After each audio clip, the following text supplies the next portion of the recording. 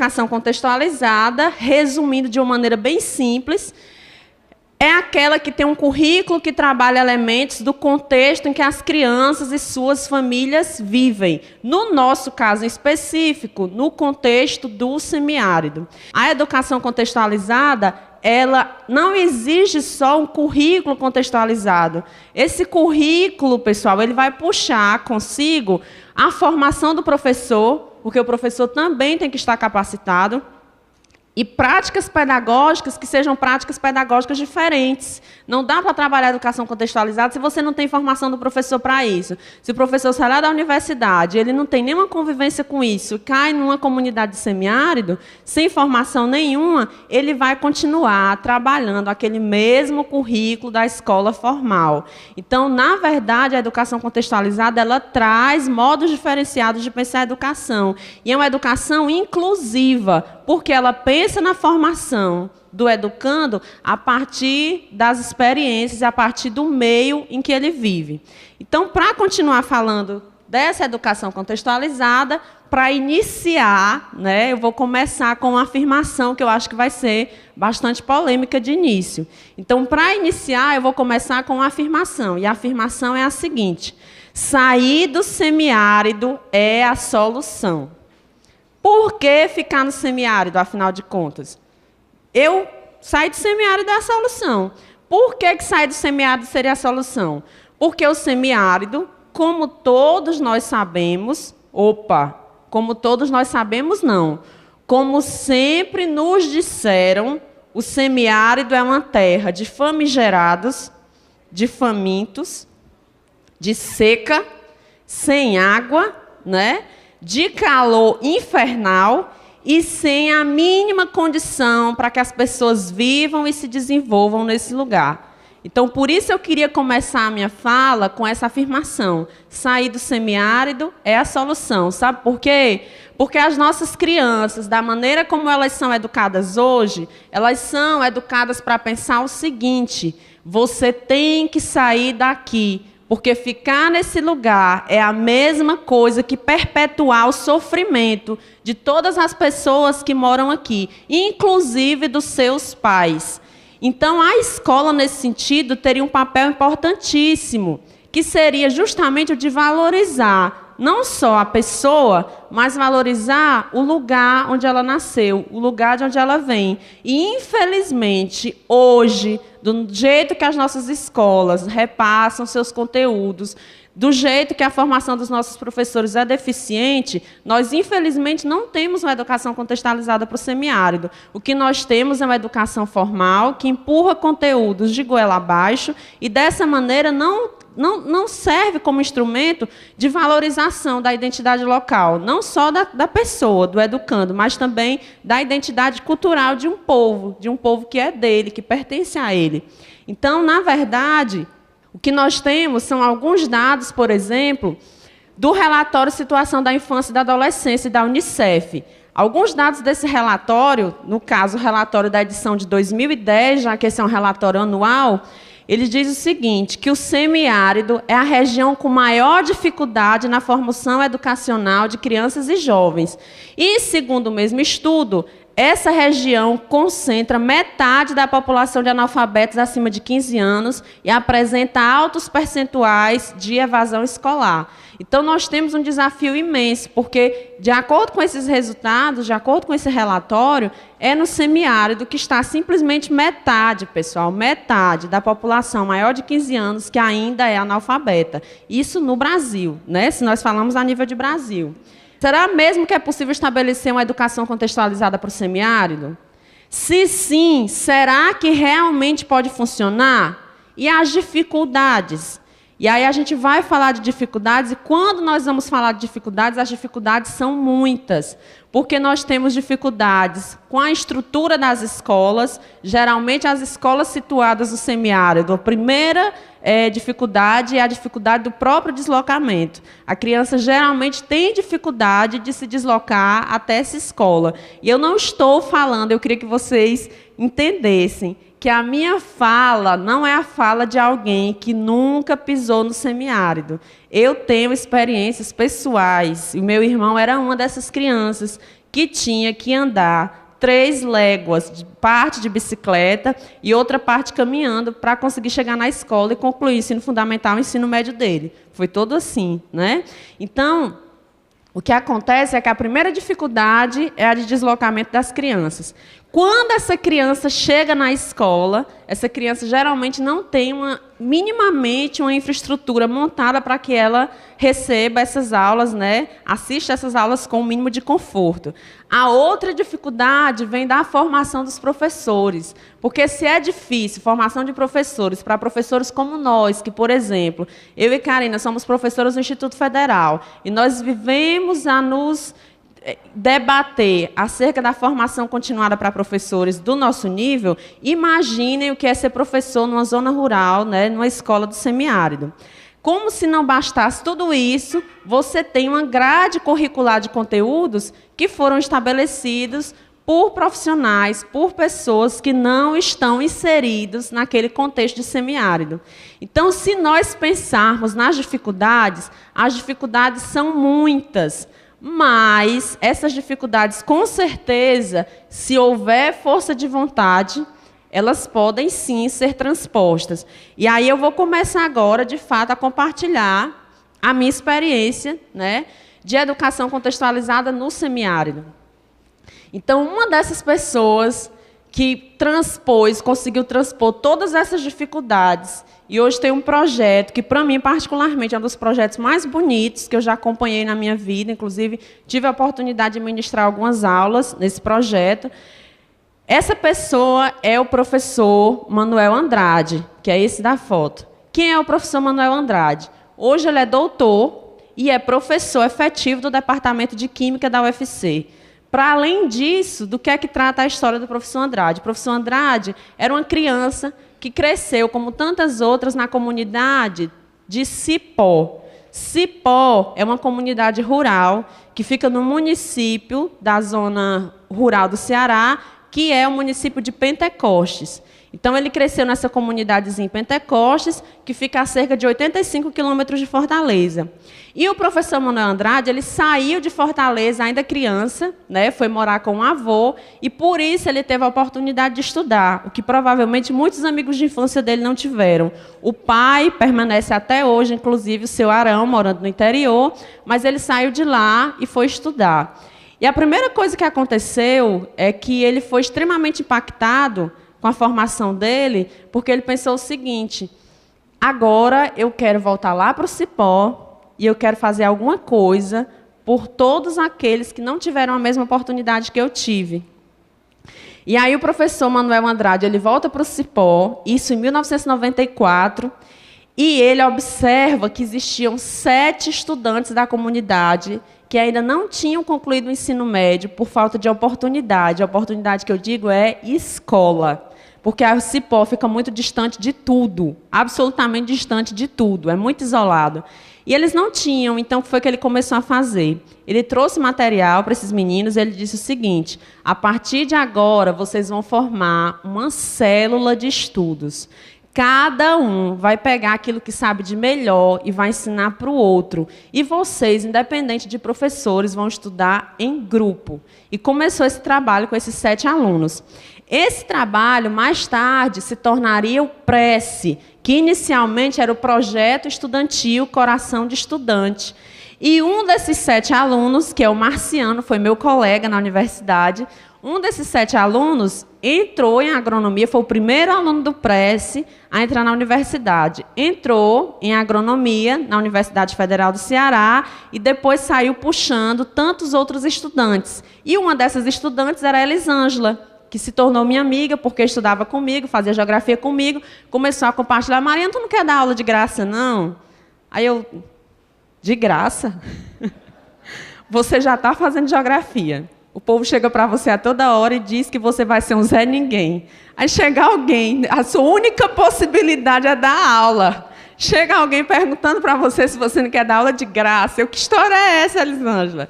Não, deixa eu te falar. E aí ela foi me contar. E o PRESSE, ele tinha essa coisa: você chegava e já se sentia de casa, e você chegava e não queria mais sair de lá, e, enfim, você acabava se empolgando, porque o projeto era muito bonito. Eu olhava para a Elisângela e ela era uma pessoa muito bonita. Eu dizia, de alguma forma eu quero conhecer, eu quero fazer parte disso. Então, o Prece, pessoal, ele começou com esses 7 estudantes. E esses 7 estudantes, eles não tinham estrutura, não. E esse juazeiro se tornou o símbolo do projeto Coração de Estudante. Os estudantes, eles começaram a se reunir nessas células, nesses pequenos grupos, que eram as células de estudo, embaixo desse cajueiro, que existe até hoje, lá no lado da casa de farinha, da casa do seu Arão, lá no Cipó. Então, essa foi a primeira sala de aula desses estudantes. E eles começaram a estudar em células, né? E o professor Manuel Andrade, eu acho que nem ele tinha noção do que a iniciativa dele, onde a iniciativa dele chegaria. O Prece começou com aqueles 7 estudantes. Vários desses estudantes entraram na universidade. Muitos deles foram meus colegas. E, para vocês terem noção, alguns desses estudantes hoje estão no doutorado. Tem um deles que está no doutorado em Química já. Aí eu pergunto para vocês, até aí tudo bem. Então, Mariana, que legal. Eles faziam essas células de estudo, essas células de estudo começaram em Pentecoste. As crianças que moravam mais longe da comunidade, como o meu irmão, que morava muito distante, né? Eles não vinham para casa na semana, eles iam para lá, os pais ajudavam como podia e o resto era suprido, né, de várias pessoas que apoiavam a causa. E essas crianças moravam na casa de farinha e passavam o tempo lá e estudavam na casa de farinha, né? Tudo bem. Então, e sim, Mariana, beleza, mas eles estavam saindo do interior. Eles estavam estudando, estavam ingressando na universidade, mas e para o semiárido, e para o lugar onde eles nasceram, como é que isso ficava de verdade? Esse também é o diferencial do Prece. Todos aqueles estudantes que eles engajavam-se na universidade, eles não tinham simplesmente a pretensão de se engajar na universidade e ir embora. Esses estudantes eles já eram formados para entender que eles tinham uma missão, e essa missão era de voltar para o lugar de onde eles saíram e ajudar tantos outros jovens como eles, que também tinham sonho e tinham necessidade de estudar. E aí, sabe o que é que aconteceu? Aquele projeto que nasceu com 7 estudantes, né? Aquele projeto que inicialmente as pessoas estudavam debaixo do cajueiro, que dormiam na casa de farinha. Esse projeto hoje, ele virou um instituto, que é o Instituto Coração de Estudante. E o instituto é responsável por captar recursos, né, de várias instituições, de ONGs, de buscar a captação de recursos. E hoje, quem se responsabiliza pelo ensino são as EPCs, as escolas populares, né, que nasceram a partir desse projeto inicial. Então, as escolas populares ficam com essa parte do ensino e o Instituto capta recursos. E sabe quem é que comanda o Instituto? E sabe quem é que comanda os núcleos de polo? Aqueles primeiros 7 estudantes que começaram e multiplicaram esse trabalho. Então, hoje nós temos EPCs espalhadas em várias localidades do Ceará, né? Na verdade, nós temos 13 escolas populares cooperativas, uma delas na capital. Então, vejam que um projeto que começou lá no interior, conseguiu entrar na Universidade Federal do Ceará e hoje tem uma EPC funcionando do lado de um shopping em plena Fortaleza, né? Nós temos, atualmente, 150 estudantes na universidade e mais de 1.000 estudantes envolvidos com isso que eles chamam de educação mútua, que é cada um se ajudando a partir daquilo que sabe melhor. E aí o interessante é que, além disso, eles conseguiram influenciar a comunidade onde surgiu, que é a comunidade da cidade de Pentecostes. E aí, hoje, os estudantes, semanalmente, aos domingos, às 9 da manhã, eles têm um programa de rádio. E, nesse programa de rádio, eles partilham desde dicas, né, para vestibular e etc., até questões relacionadas à comunidade. O professor Manuel Andrade, recentemente, ele replantou um cajueiro como símbolo, né, do projeto Coração de Estudante. Aqui são alguns dados sobre o Prece. E o que é mais legal nessa experiência é que, como eu falei para vocês, o meu irmão, quando eu tinha 15 anos, minha mãe teve que voltar para o interior, porque ela saiu de lá, né? Minha mãe é filha do semiárido, eu sou filha da serra, mas sempre tive um pé no semiárido, porque meus avós moravam lá, meus tios todos moravam lá, e minha mãe teve que voltar para o interior. Eu fiquei estudando, no Maranguape, e o meu irmão foi com ela, era menor. E foi através de projetos como esse, por exemplo, que ele conseguiu concluir o ensino médio. Então, por que é que eu fiz questão de falar das dificuldades para vocês? É possível transplantar as dificuldades. O professor Manuel Andrade, ele era doutor em Química já, ele tinha a carreira dele, ele podia muito bem ter ficado na universidade, não podia? Ele podia muito bem ter se preocupado só em publicar livros, como os outros pesquisadores fazem. Ele podia muito bem ter só colhido os frutos de onde ele tinha chegado. E ele podia muito bem pensar que as oportunidades que ele tinha tido, de alguma maneira, aliás, de forma nenhuma, não eram uma dívida. Mas não foi isso que ele fez. Ele pensou, eu vim lá do Cipó, é para lá que eu vou voltar. Porque assim como eu cheguei aqui, muitos outros meninos podem ter essa oportunidade. Então, ele transplantou todas essas dificuldades e, em função disso, nasceu inicialmente o Projeto Coração de Estudante, que hoje é o Instituto Coração de Estudante e funciona, né, através das escolas populares cooperativas. Então, essa era a primeira experiência, né, de educação contextualizada para o semiárido, da qual eu queria falar para vocês, queria partilhar com vocês um pouquinho. A outra experiência, na verdade, está muito relacionada àquilo que eu faço, né? Eu saí lá do Maranguape, o Maranguape, pessoal, é como se fosse um bairro de Fortaleza. De veículo automotivo, você tira no máximo 40 minutos, se o trânsito estiver tranquilo. Então, é muito próximo. Então, eu fui criada naquele lugar, naquela serra, louca pela serra, mas do lado da capital. Fiz o UFC, morei na capital durante 4 anos, mas, de repente, passei num concurso para Picos, no Piauí. E, quando eu chego aqui, eu me deparo com o quê? A pessoa que morou no pé da serra o tempo todo. Não foi só com calor, não. Eu me deparo com semiárido ao meu redor, para onde quer que eu olhe, né? E aí eu comecei a pensar como era que eu ia trabalhar isso em sala de aula com os meus alunos. Um aluno meu, um dia eu estava dando uma aula sobre conservação da natureza, dos recursos naturais e, sobretudo, fazendo o link com o aquecimento global. E aí eu estava falando, mostrei dados de quanto a Amazônia, a floresta amazônica, estava sendo desmatada e estava sendo destruída ao ano. Quando eu terminei de falar, já quase chorando, olhando para a situação da Amazônia, ele lá do canto da sala olha para mim e diz assim, professora, eu quero lá saber da Amazônia, por mim pode pegar é fogo, é tudo. E aí parece engraçado, mas aquele feedback engraçado dele me dizia o seguinte, professora, a Amazônia precisa ser conservada, mas eu não moro na Amazônia, eu moro no semiárido. Então, que tal se nós falássemos de semiárido? E foi a partir desse estudo dos biomas em sala de aula e da necessidade de tornar esse assunto mais próximo para os alunos que surgiu aqui no nosso instituto a nossa Olimpíada de Meio Ambiente, que nesse ano está na 3ª edição, e o objetivo dela é tentar trabalhar em sala de aula problemas que são globais, mas a partir do local, porque é aqui na realidade local onde o meu aluno está, e é aqui que ele sente esses problemas. Então, na primeira edição, nós trabalhamos com o lixo, né? E o tema era o luxo de hoje, o lixo de amanhã, um olhar sobre a cidade de Picos. No segundo ano, nós trabalhamos com a questão da água e o enfoque, como não podia deixar de ser a bacia do Rio Guaribas. E nesse terceiro ano, nós estamos trabalhando com o tema da arborização. E aí o título, esse aqui é o cartaz oficial desse ano, e o título é assim, o tema, cadê a árvore que estava aqui? A urbanização comeu. Aí a cidade de Picos e a arborização urbana. Então, nós começamos a trabalhar a partir da experiência, né, dos alunos. Para concluir, eu não sei se vocês notaram, né, mas essa é a foto que eu tenho utilizado desde o início da apresentação de slides, e eu queria dizer por quê, né?